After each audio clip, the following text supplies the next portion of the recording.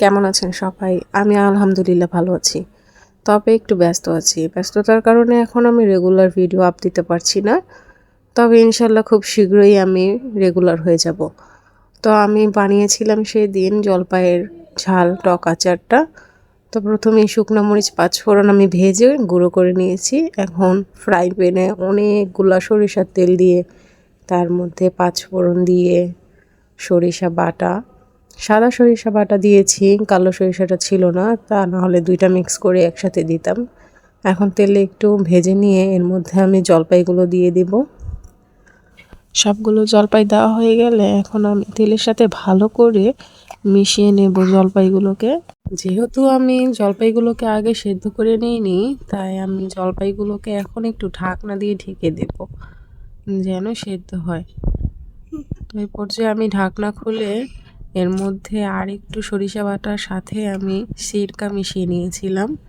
এখন আমি এর মধ্যে পরিমাণ মতো লবণ, চিনিটা যে যার যার মতো দিতে পছন্দ করে, আমি দিয়েছিলাম প্রায় 10 চামচের মতো। তার মধ্যে দিয়ে দিয়েছিলাম শুকনো মরিচের গুঁড়া, সাথে একটু সিরকা। এখন ভালো মতো মিশিয়ে নেব আমি জলপাইয়ের সাথে এগুলোকে।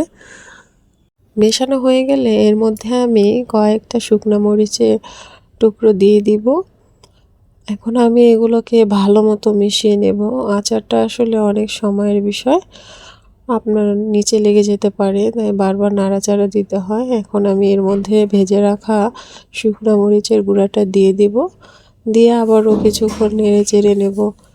এই পর্যায়ে আমি কয়েকটা রসুনের কোয়া ইউজ করব এখানে, কারণ আচারের মধ্যে রসুন দিলে ভাতের সাথে খেতে খুবই ভালো লাগে। তো এখন রসুন দিয়ে আমি আবারও আচারটাকে মিশিয়ে নেব।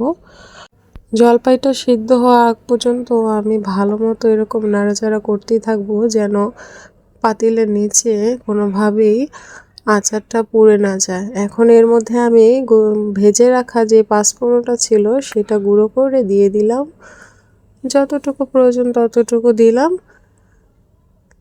তো এখন আমার আচারটা প্রায় শেষের দিকে আছে। এখন আমি এর মধ্যে আরও কিছুটা তেল দিয়ে তারপরে নামিয়ে ফেলবো, কারণ আমার তেলটা এখানে কম হয়ে গিয়েছিল। এখন আমি এর মধ্যে আরও অনেকটা তেল দিয়েছি। এখন এই পর্যায়ে আমার আচার একদম তৈরি। এখন আমি এটাকে নামিয়ে নিব। দেখুন তো কেমন হয়েছে। ভালো হলে অবশ্যই জানাবেন, খারাপ হলে অবশ্যই জানাবেন। সবাইকে ধন্যবাদ।